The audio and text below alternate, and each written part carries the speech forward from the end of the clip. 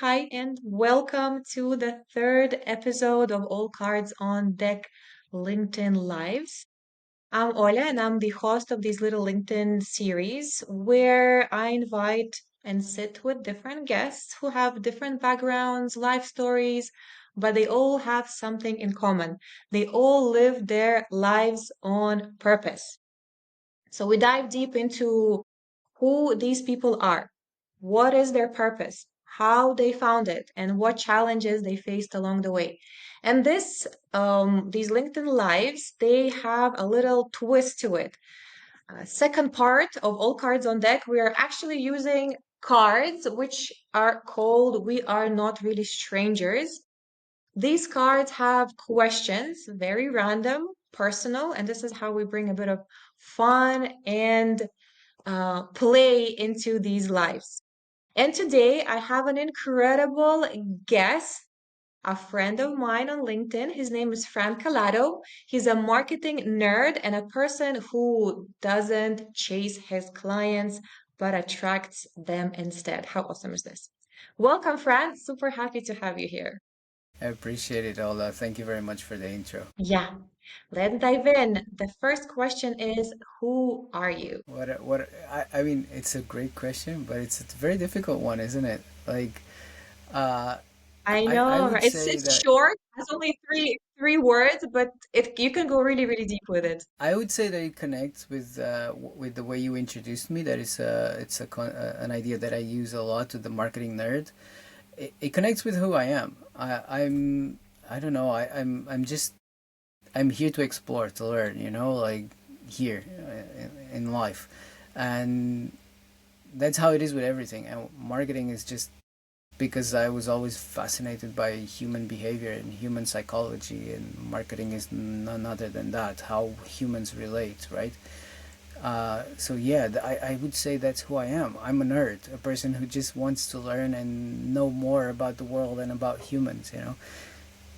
Nice. And in marketing, actually, marketing has so much science.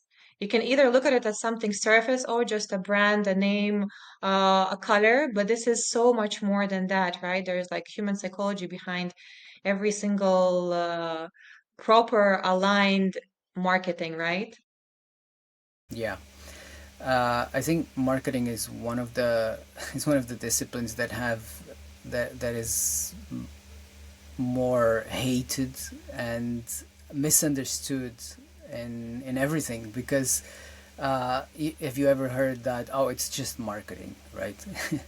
Basically, I know when now, people are, it's not just marketing, guys. It's not.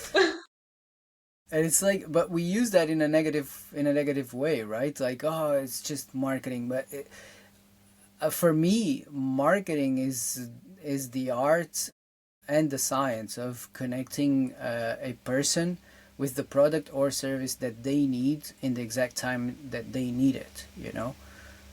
So basically, Mhm. it's a service.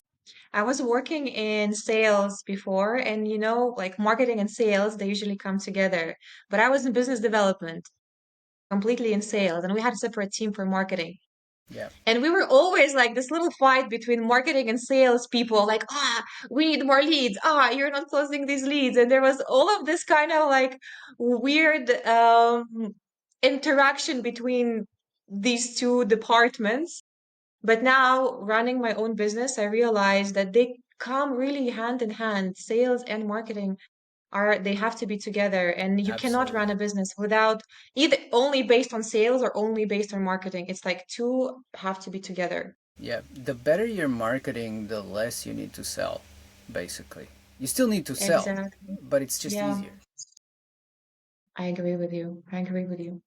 So, what is your purpose In business, in general? Let's start with life. What is your purpose in life? uh, freedom, sovereignty.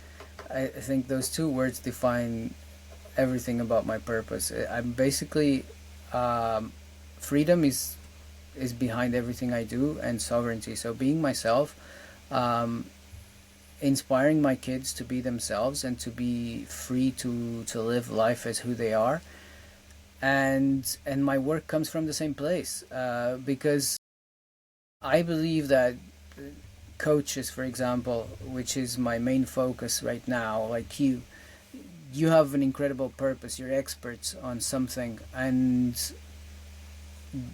marketing is just the way to help you reach more people, to help you serve more people. So again, to give you the freedom to Mm-hmm. be who you are without worrying about having to sell or having to book clients or whatever, you know. So it all comes from these two words: sovereignty and freedom. Mm-hmm. And what exactly is freedom to you? That's a tough one, isn't it? Freedom to me is basically it's what I have right now. It's you know that I often work too much, but I have the choice not to, don't I? And freedom for me is basically waking up in the morning and putting my feet on the dirt because that's what I do. The grass. I have a piece of land that I own, and every day I walk barefoot on that land. You know, so that's a piece of freedom that I have that I'm honestly I think I'm privileged to have. I'm thankful to have this. Freedom for me is being able to have been I spent today I haven't worked yet. I spent the whole morning with my kids today Like, yeah. because I felt like and because I could. Uh, and yeah, maybe tomorrow I'm gonna have to work a lot more hours, but you know, that's freedom.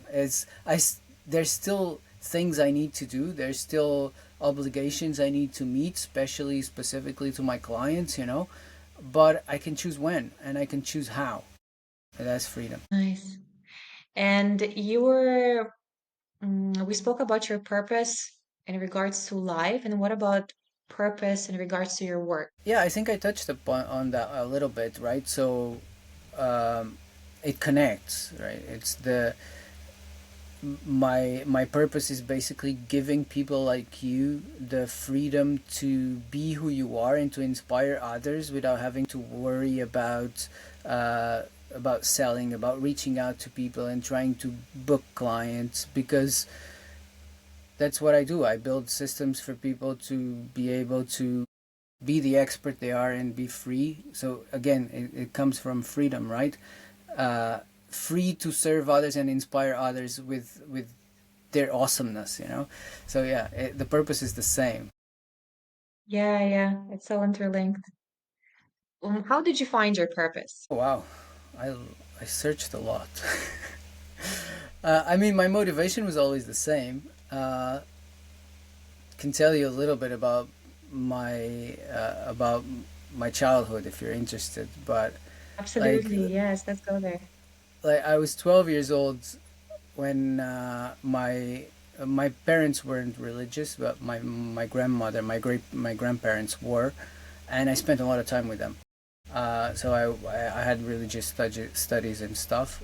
But one thing that I couldn't deal with was my grandma used to say, "Oh, Jesus said, why do I have to do this? Oh, because Jesus says this is the way." And I was like, Jesus, I need to understand this. So I grabbed the Bible and I read it cover to cover. How old were you? 12? 12, yeah. And from this moment on, everything changed for me. And even even in the relationship, I stopped being the the good boy that all my grandmother's friends liked, because and I started just arguing with them because, oh, Jesus said this. Did he? Where? I didn't see this. Can you show me where? Uh, yeah. So things got complicated. That was like maybe the door opening for me to start exploring a lot of different points of view. I started reading about Buddhism, paganism, a lot of religions. I started very young into religion and theology, trying to understand the meaning of life and stuff. Mm-hmm. And back then, Mm-hmm. I had no interest in school. I was just lucky that I managed to just move along, you know, and I didn't fail. I was lucky enough that I could grab enough information from the teacher speaking, but I had zero interest in anything. And then it changed. And my after my spiritual path, I just went into a very knowledge based focus, and I started wanting to learn about everything, and and I jumped from job to job, and I did so many different things. I was in the Air Force training to be a pilot. I was in I worked in cinemas. I worked in bars and pubs and restaurants. I couldn't find what I wanted, so I just kept looking and searching. Obviously, you can imagine what this led to around me, like my family and friends. People thought I was Yeah. crazy. You need to find your way in life, and you know how it is. Be So eventually, stable, figure out what you yeah, want. yeah, Yeah. yeah. So eventually, I left the country and I left everything behind, and I went to work for an airline. I worked in aviation for 10 years. I finally did my I got the license, pilot license. Um, Nice. but that was my goal, when I went to work for Ryanair, I wanted to become a pilot eventually, because this was still inside of me. Once you fly once, and I did in the Air Force, this never leaves you. This I don't know how to describe this feeling. There's something inside of you that never goes away. But then 10 years in aviation, in commercial aviation, burned me completely, and I wanted to do something for myself. I needed to do something else, and I started trying to build online businesses. I had a physical business as well in my younger years. I started trying to build online businesses, and the thing is that I kept tripping on the marketing side of things, right? So I started with a drop shipping business, and I went to Amazon FBA, but the thing is, when I jumped from one to the other, the reason why I never made a big business out of it is, first of all, I didn't see the purpose. I didn't find it purposeful. I mean, selling goods, just buying them from this factory, sending them to someone. I mean, this what is this doing for people? I mean, they can just buy from Amazon. I didn't feel there was something behind it. And as I tried to make these things work, what I found, I kept finding new ways to market, so I went, oh, there's SEO, there's ads, and the more I found these new things about marketing, the more I wanted to know.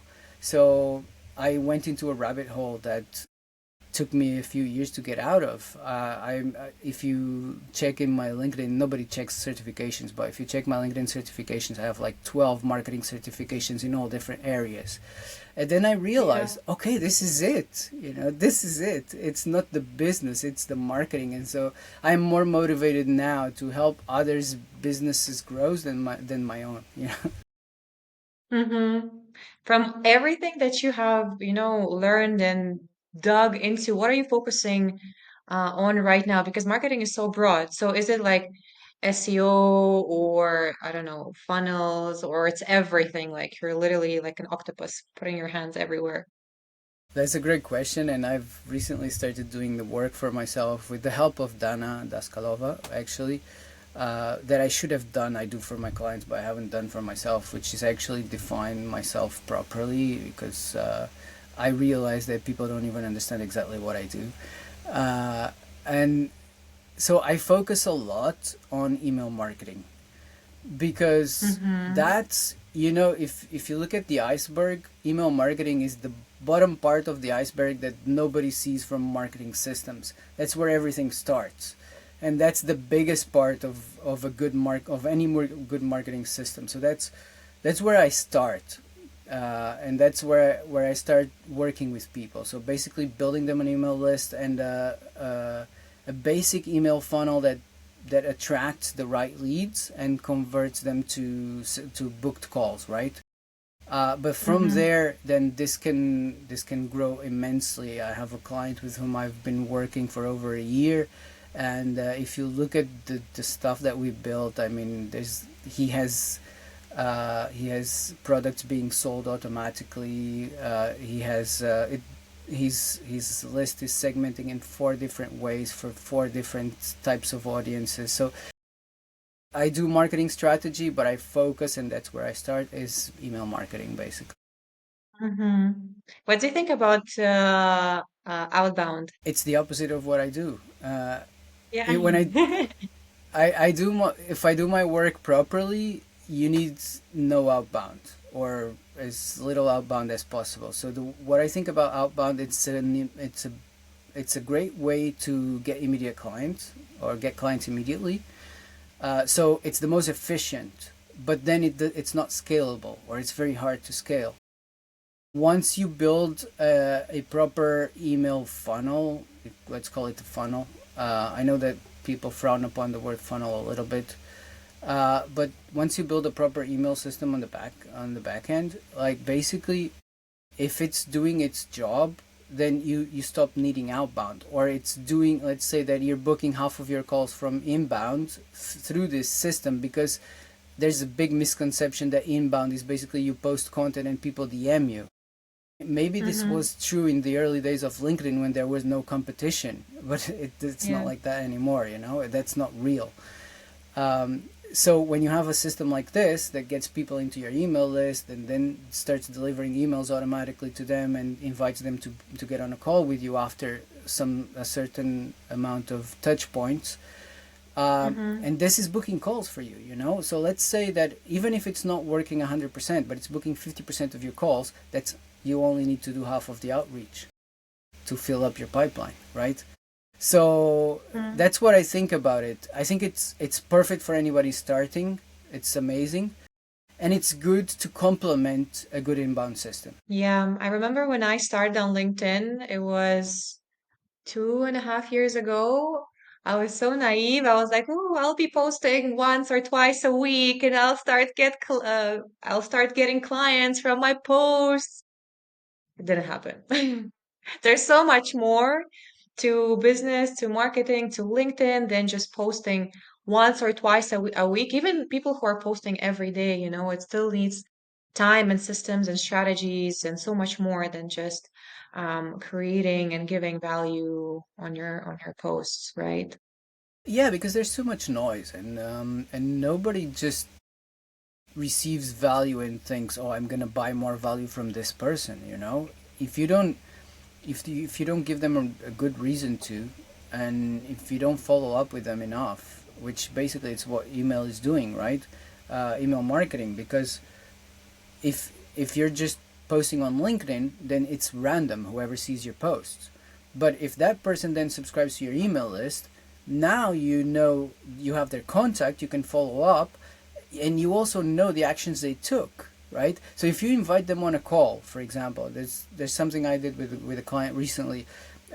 We were getting a lot of clicks on the book a call, but people weren't booking the call. So we created a follow up email for everybody. You can segment like this. We created a follow up email for everybody who clicked on that link and didn't book a call, to send a new email automatically to say, "Hey, I noticed you clicked this link. Did you not find the time? Was it? Did you find any trouble? Can I help you with something?" It's very simple. It's very straightforward. It's very human. And yeah, and people reply to him and they tell him, can you explain exactly what we're going to be doing here? Is this a preparation to start working with you? Yeah, and from this, he's gotten already two clients, from this simple email. Yeah, this is amazing. And I remember actually, and I'm very grateful for you also suggesting me to create that email list. And you were suggesting which platform to use. I'm using Aweber, and it's been so far so good. And I also feel like what I had on my journey is I was stuck with LinkedIn for 2 years until I realized that, hey, like I need to diversify. And that's why now I'm doing these lives, having my YouTube, having an email list and other stuff. What do you think as a person for those people who are just starting Is it better just to start with one platform or multi-platforms or just with, I don't know, somehow email list and advertising? Like, what is your suggestion for those who start? So basically, it's you have to understand what each platform is doing, right? Um, Email is not going to reach new people for you. Email is to work on the people who you already reached.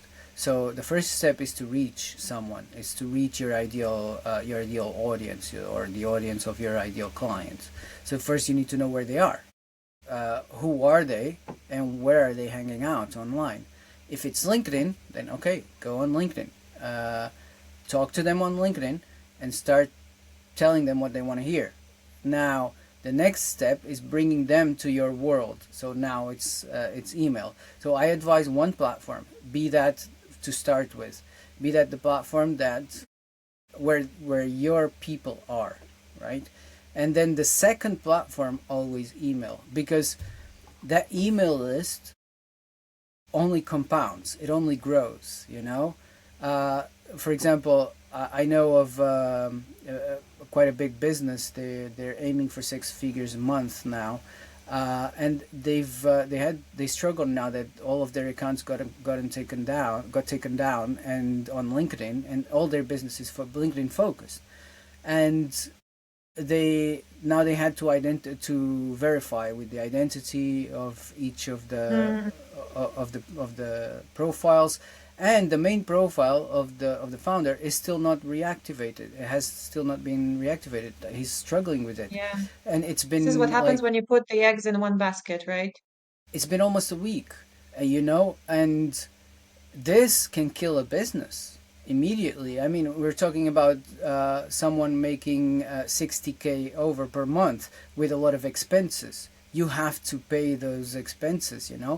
But if you have an email list, now while you're figuring this out, you can just send an email to your email list. You can run a workshop and email your list saying that you're going to run a workshop, make an offer. There's so many things that you can do with that list, and that list only grows. If imagine that he never gets to come back to LinkedIn, he can come back on Mm-hmm. X and continue growing that list. It's still the same email list. So yeah, so the first you need to reach the audience and keep reaching more people, but then the next step is getting those people closer to you. So it's usually the email list. Like in the old times, it was a list of addresses because it was the direct response mail, right? It was post mail. But it Yeah. can be a list of emails. It can be a list of phone numbers. It can be anything. I say email because it's the list friction. Once you're building this list as well, you can also get more of their data to have more points of contact. But that's where it all starts. And Mm-hmm. then if you want to scale that, and you already have a big audience on LinkedIn, and now you want to take another step, I think what you're doing right now is a great next step. YouTube, because now we're talking video. It seems that LinkedIn is struggling with the video. I don't know where they want to go, and please stop me if I'm going too far with this. I don't know. uh, No, no, you're not. I'm okay. curious. So I think YouTube is the next step, because LinkedIn is not doing video. They started with video. Now it seems like videos are not being promoted anymore, and they got rid of The feed the is not video. there, video feed They got rid disappeared. of the feed. So I have a feeling they're stepping back a little bit and staying text. Video is still very important nowadays. You need to see the people. You need to see the person. You need to have this visual interaction. It builds a lot of confidence, a lot of trust in the person. So yeah, I would say that a video platform is second, and YouTube um, has a very interesting capability, which is search. So YouTube, for those who don't know, is the Mm-hmm. second biggest search engine. I wouldn't be the one to, at this moment, I'm not updated enough to tell you about the future of search, because I know AI is changing everything and I don't know what we're going to get. But right now, YouTube is still a great place because of this. It's not just social, it's social plus search at the same time, so it's huge. Mm-hmm. Um, So yeah, I would say that's the logical second channel. I'm not saying the first one is LinkedIn. The first one is wherever you see that your audience is. But if you want to go to the next one, something like YouTube, maybe Instagram with video, you know. But I don't know. It depends on which business you're running and where your audience is. Yeah. Are you on Instagram or no? I'm not. The only social media I'm on is LinkedIn. How come not Instagram? I never liked social media, Hmm. and I Welcome to like the team. LinkedIn. I'm the I like same. LinkedIn. Yeah, I don't even have an Instagram account, Facebook account. I don't have anything. I deleted them. Hmm. Same here. I deleted my 5 years ago Instagram and Facebook, and I feel like when I did that, it was one of the best decisions I've ever made. Straight away, I had so much free time. I was feeling less stressed, less getting into this comparison trap. I started reading books instead of scrolling. Yeah, it really was a big shift for me. How come you decided to delete yours? I wasn't using them anyway. My At Instagram all. account Yeah, had maybe 4 pictures on it, and I yeah, I see. thought. I mean, there's no point of be sharing this data if I'm not using it, and I don't need it. I don't. As I said, I don't like social media. I like LinkedIn because it's straightforward. It doesn't feel like a waste of time, and I've learned to control my time on LinkedIn. You know, like if I don't post, I don't post. You know, Yeah, uh, yeah, it's evolved a lot for me, LinkedIn. yeah. I feel like it's harder to get into the doom scrolling on LinkedIn rather than like comparing to other platforms. Because here it's text, first of all, and I feel like here on LinkedIn people are still doing their best to provide value rather than, oh, I ate, look at my avocado toast or like something Yeah, else. I agree. What I would say is basically, if I scroll on Instagram, I won't find anything that I find valuable. If I scroll on LinkedIn, and yeah, there is bad content and there is good content, but I know I will find something that I find interesting. Yeah. Okay, so what is the biggest challenge you faced while you were searching for your purpose? The maybe the amount of years of my life that went by before I found it. I don't know, but I wouldn't change anything. I would Yeah. do it all over again. Mm. So I When you don't. got your when you got your license as a pilot, was it your purpose also back then, right? Like I want to become that, and then it changed, or it was It something was my different? goal. It was Was never your my goal? purpose, Okay. but it was my goal. Yeah. It was an accident that I went to the Air Force, actually. I was never that kid that wanted to fly, you know? But I Mm. went to the military draft and they handed me a flyer of the Air Force, and I was looking at that. Yeah, maybe I could do this. And you know, it's that those myths that everybody talks about. It's impossible to be a pilot. You need to be perfect. And so, for me, it was just a fun thing to try. And when I realized I had been accepted, you know, and but then I had flown, so I needed to do it again. Uh, and I cannot describe. I mean, I've done a lot in my life, but I can tell you one thing: the most indescribable and most amazing feeling I've ever had was what we call the solo flight. So basically, the first flight you do alone.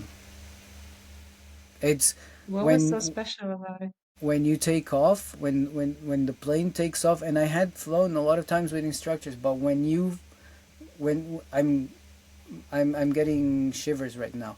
When you take off of the runway by yourself for the first time, I don't know how to describe it honestly. I mean, that's like I Is was it crying. adrenaline? What is it? I had tears in my eyes. It's I don't know. I think it's a sense of power, of freedom at the same time, because it's you feel like the first thought is I can fly. You know, every human wants to fly. Yeah, honestly, part of my goal right now is to own a plane and be able to fly whenever I want. Nice. After that experience, like after you were in aviation, you got your license, and then you went into marketing, did you fly like during this period of your time, or it's sort of like on a pause?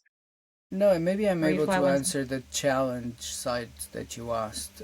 Maybe the most challenging Mm, part was uh, while I was still working. I never worked as a pilot.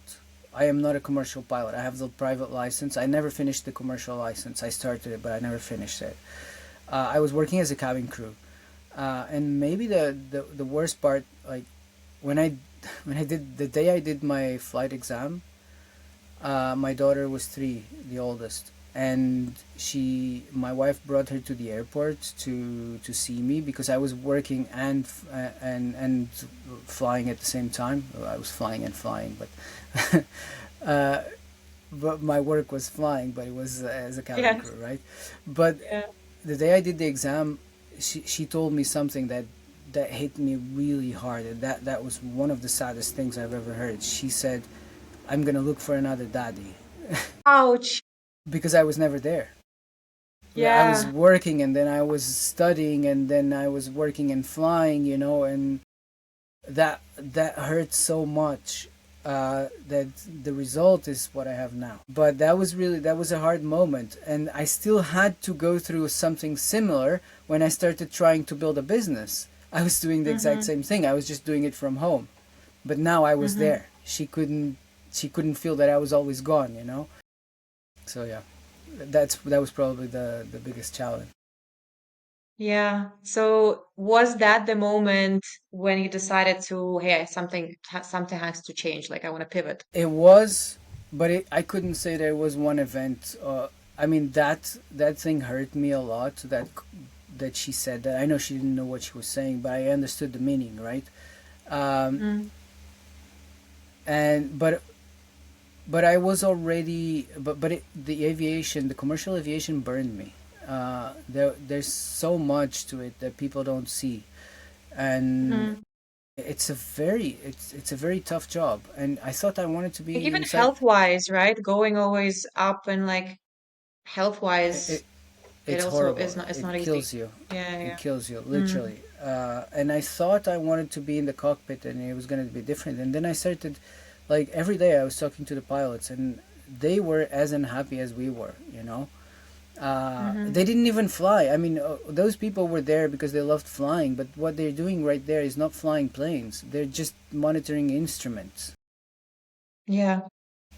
Fun fact that most people don't know: commercial pilots, most of them have their single engine license expired because they don't fly, and they're separate. Okay. So can you explain a little bit more? What do you mean by that? Like So, they're on the so plane? yeah, there's different licenses that you get when you fly, right? So there's the private pilot license, then the PPL, then there's the CPL, the commercial pilot license, and then for each plane that you fly, you have a rating that you need to learn that plane, and then there is also a single engine license, which is what I have, and there's the multi-engine license. So to fly a plane with more than one engine, you need to have a multi-engine license. If you don't never fly a single engine plane, it expires. And they don't need to renew it because they don't use it on their daily Yeah, practice. yeah. Mm-hmm. But it's Makes sense sad now. because that's why most people fly. That's why most people get into the business because they want to fly. That's what they want to do. Yeah, yeah. Yeah, to get that feeling that is hard to describe. Yeah.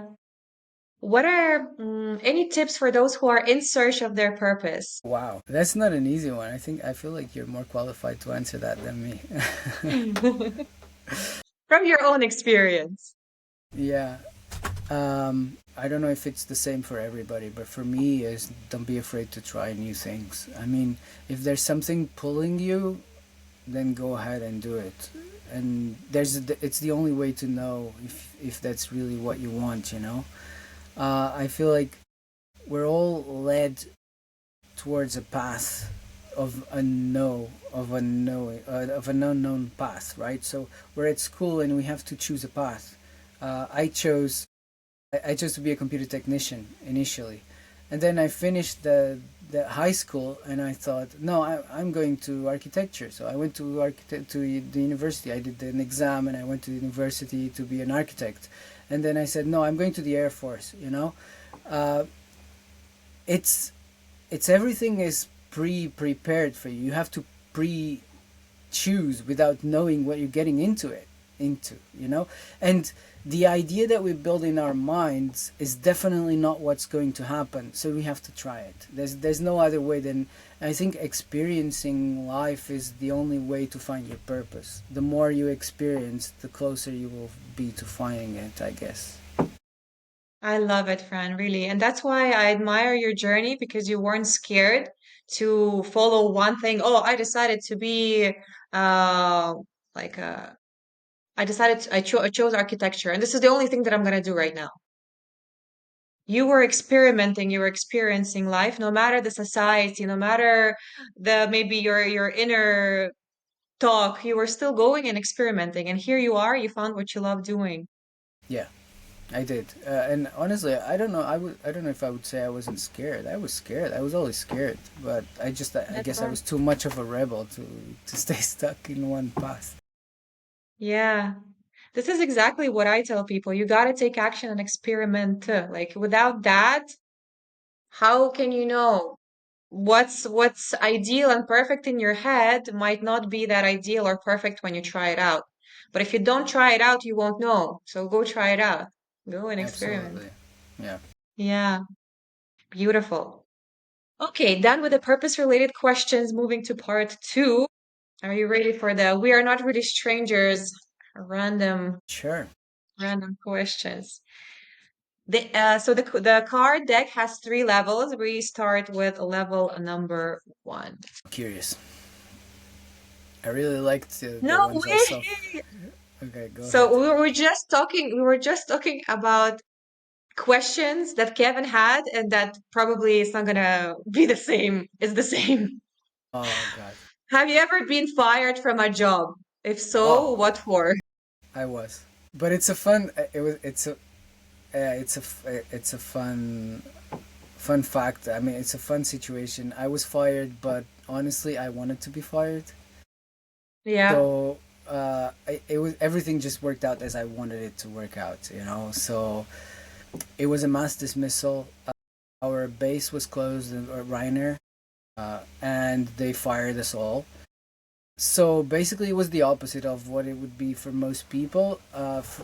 And but uh, oh my god, thinking about this is just so ironic, you know. Um, I held on for one extra year because I knew they were going to close the base. So I got fired and I left with a severance. You know, it was Nice with ideal benefits. because I Hmm. wanted to build my business, right? So I wanted to leave. The only reason I hadn't left before is because my wife got pregnant the second time and she decided to leave. So I stayed to For the get things stability. organized. Yeah, so we could have a bit of a stability. And but then when I realized, and I'm a person who pays attention and sees things lots of times uh, before other people, because I'm curious and I just so I saw something was going on and I held on, and then this was in 2019. Uh, in I held on from the beginning of the year, and then in August they said, "Oh, we're gonna close the base." I was like, "Oh, cool." Hmm. And everybody, I mean, Surprise. this was a mix of feelings because I was so happy, but everybody was distraught, you know, and I didn't know how to feel because uh, on one hand I felt bad for people, and but on the other hand I was so happy because that's what I wanted. Uh, and then and then this friend of mine comes to me. He was part of the union, and he says we need someone to represent one of the agencies, and it has to be you. And I was like, are you crazy? I want to be fired. I don't want to fight them in court. It doesn't make any sense. And because what everybody wanted was to get back to work. You know, they wanted Yeah. the decision to close the base to be null, right, void. And I was like, how can I represent them if that's not what I want? And he convinced me. He said that's. I mean, Oh wow, look, so you did eventually represent them. I did, yeah, I did. So I worked with the union to represent the agency for whom I was working, and the people who worked for the same agency. Um, Honestly, I saw from the first moment, I knew they were not going to open the base. So at the end, it wasn't that hard because I was fighting for the best outcome, and I do believe that we got the best outcome. It's not what everybody wanted, but we got Yeah. paid as much as we could. They paid us more than twice what they initially paid. We won everything against Reiner. Um, Mm-hmm. That's big. yeah, but they never opened the base. I mean, a judge cannot just physically grab the company and make them reopen a base. It's very hard, especially a Mm-hmm. company like Ryanair. So Yeah. so yeah, I'm sorry for those people who really loved the life they had there, but I know that a lot of my colleagues got better opportunities after that, and for me it was ideal. Mm-hmm. But it also shows that you have a big heart, no matter like you're not really involved in their problem, but you were there to represent them and help them as much as you can. This is awesome. Yeah, he managed to convince me that I was the best person to do it. And honestly, I saw it. A lot of people don't like to do this. They don't like to fight the big guy, Mm, And I think I was built for it. nice. Okay, level two. What's been the best compliment a stranger has ever given you? I don't know. I don't know. Wow. I didn't. At work or LinkedIn or and there's a lot of strangers on LinkedIn, so Yeah. Okay. There was this person when I hadn't been publishing for a long time, but I was talking heavy about marketing, and I realized like on social media you can't just keep throwing out value because people don't receive it, right? You can't just tell them, oh, marketing strategy like this, do this, do this. That's not what people want to hear. But back then I was still publishing a lot like that, and there was this lady Anna. She's absolutely amazing. I had a call with her, and she used to call me the marketing wizard. hmm That's probably one of them because it's what I love. So yeah, for me, any compliment that comes related to uh, doing my doing what I love well is probably one of the things that most Nice, significant to me. nice. As you tapped into the strategy of LinkedIn posts, right? You mentioned it was before value, value, value. So how did you change your strategy? What it is about right now? I don't have a strategy now. Okay. Now I honestly Are you today experimenting or what is it? what Are I you could experimenting? Before you had a strategy, now you don't have a strategy. Is it like an experiment of yours, or you I've done decided that s- this is I've the done so strategy? My much. strategy is no strategy. I've done so much. I've initially I was experimenting. I paid a lot of attention. Then I started structuring posts and scheduling them, and now like today I grabbed my phone and I published a thought. That was my posting strategy for today, and I don't have a post for tomorrow yet. So that's where I am right now. Uh, Obviously, I know that not everybody can do this, and it doesn't work for everybody. But I'm trying to treat LinkedIn more like a social media platform. Like and not so. Less I think rigid, I that guess, and strict. yeah, I think there's too much structure to it right now, and everybody just copies it, and then it becomes the same. So yeah, I'm just trying to do what comes to mind, and honestly, that I do LinkedIn lives as well. So I think I've done like more than 50 events. So that is part of my strategy. But it's very Yeah. lighthearted. I don't honestly I don't have a strategy right now, and my link and hmm my podcast is called LinkedIn Marketing Mastery. So it's ironic. But I Yeah. think that Yeah. I think yeah, if we take it, I think it's trying to be more social on social media. That's my strategy. hmm Yeah, because I feel like LinkedIn is quite, in comparison to all the other platforms is quite strict, right? You gotta post on a certain time. If you don't, then the algorithm will push you down. If you don't engage with people and comment on other people's posts for an hour, it will still push you down and all of that stuff. Like in the beginning, it was cool because I love structure, but then the more I was in it, I was like, oh, really? I just wanna chill. If I post not at 12, but at 12:01, like, come on, seriously. It's not. I don't think it's LinkedIn that is that. It's us that make it hard, and because there's so much of that content. It's not just LinkedIn now, but like there's so much of LinkedIn content teaching LinkedIn, and now if you go on Substack, there's a lot of content teaching Substack. There's the, obviously Mm-hmm. that's the type of content that the platforms promote the most. It's what talks about Yeah. themselves, right? Uh, but it doesn't matter, honestly. I mean, if if we stop thinking about those numbers that mean nothing, then it doesn't Mm, matter. I mean, I don't. Yesterday I published something. I don't even know it had low impressions, or it had actually no it had low reactions. It also didn't get distributed much, but it doesn't make any difference. I used to track every single one of these metrics. I used to track how many email subscribers I got from each post. um, right now I just don't care, because think about it, we're publishing every day. So there's only two ways to go about this. You can either repeat the same information, which is what a lot of people do. Like every 6 months they republish something again. I cannot bring myself to do this. I cannot become a parrot. And there's a lot of mm, AI tools that now can do that for you. If you want structured information, ask ChatGPT and it will give it to you. So I don't think that's the path, content marketing wise. I think that we need to be more social and relax a little bit, not care about the impressions. My goal on LinkedIn is still to get people to subscribe to my email list, and that's what matters. Um, mm.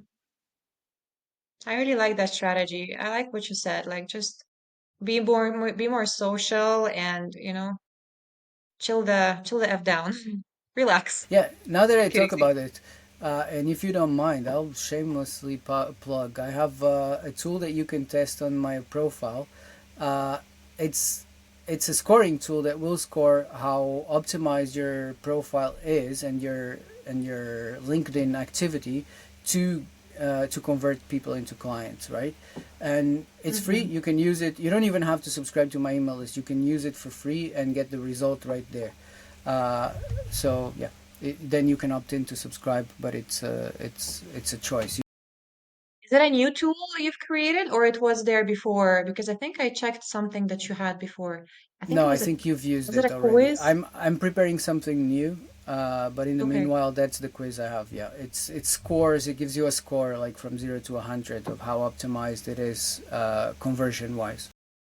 Yeah, yeah. For those who are watching, go to Fran's LinkedIn and check that quiz or like this tool out because it's pretty cool. I did it and it really made sense. Made a lot of sense. Okay, level 3. Question number 3 from the deck. What book would you recommend to our listeners? Oh wow, I have a there's a WhatsApp group with a few creators. That we were talking about this the other day. As a reader, you need to be more specific. Like I can't just tell you a book. Like for what? What's the purpose? What Marketing. Let's have it like for your dream client. A mar- dream book for a dream client. a marketing book? Yeah, Oh, that would have just one book. I can only recommend one. you can recommend two. No, one it would have to be Magnetic Marketing from Dan Kennedy. Okay. It's a perfect I place to didn't read that. start. That's gonna okay. Magnetic marketing. Dan Kennedy, right? Dan Kennedy. Okay, cool. And the second book, if not about marketing, about life. Okay. Um, about life. I read a lot of biographies. Um, One of the most impactful books I read early in my life was Conversations with God. Early, when in my spiritual journey, Mm, I think his name is um, Donald. I don't remember. But Conversations with God. It's very famous. But that was very early in my life. Uh, mm-hmm. Something more recent, if maybe uh, Man's Search for, how's it called? Man's Search for Meaning. I think that's the name. Mm-hmm. Victor Frankl. You know. Yeah, about him during the war, right? And how his perception, Yeah. like how he was able to survive through tough times when he was in the. Yeah, and he goes into his psychology, which is very interesting. Is it a tough book to read? Like heavy? It is and it's not. Yeah, it's like it blends storytelling, so his story with his philosophy. So, I mean, I can't say it's easy because it's about the Holocaust, right? So, Yeah, yeah. but yeah, it might be tough for some people, but I for me it was that's maybe that's what makes it impactful, you know. Mm-hmm. That's it's a real story from a real person. Yeah. One more question, because you mentioned several times about your spiritual journey and you getting into those conversations with God and reading the Bible, getting into like Buddhism. From that time of your search and going into that topic of spirituality, what is the kind of like the biggest maybe learning that you got from reading so many books about spirituality and from that path? A learning, aha moment, an insight, a belief, what would that be? They all tell the same story. They all tell the same story. I think that's it. I mean, uh, yeah, it's all just which one resonates the most with you, but basically they're all telling the same story. And then it's some people will like one perspective over the other, but at the end of the day, I always got the same from them. You know, I Yeah. that's what I mean. The connection from everything I read, theology wise, was this. It's all the same story. Hmm. This is really, really beautiful and it resonates 100%. I remember I read a book called 40 Rules of Love and it was about Sufism. And this book helped me see what you just mentioned. Like all the religions, all these books, they still talk about, in the core, it's about the same. And for me, what they Hmm. talk about is still coming back to that space of love. Like it could be, people can call it God, people can call it the higher power, or it could be just, that feeling of love, the huge Absolutely. love behind each and every word in Absolutely. You these asked two books. questions that, like, you asked who I am and what my purpose is.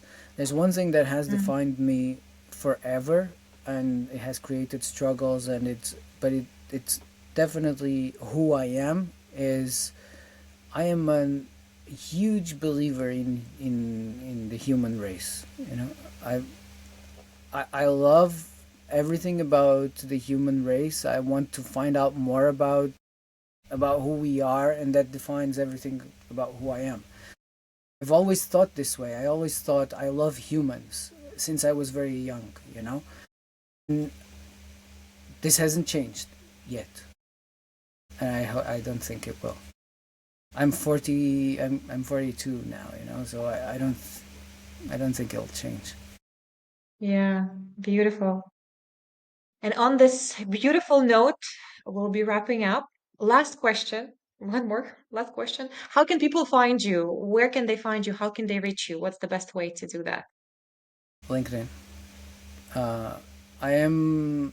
I have a lot of channels online, but the one I'm always on is LinkedIn. Basically, I have the podcast that you can find LinkedIn Marketing Mastery. It's on YouTube, on Spotify, or any other podcasting platform. Uh, And we do when we do record those episodes live on LinkedIn. So those are the LinkedIn lives we do. And yeah, that's it. That's where you can find me, LinkedIn. Amazing. Thank you so, so much, Fran, for this beautiful conversation, for sharing your story, for sharing your path to purpose. And thank you, everyone, for tuning in and joining us. I'll see you in the next one. Ola, thank you very much for having me. This was a beautiful conversation. I really It was a enjoyed it. pleasure. Thank you.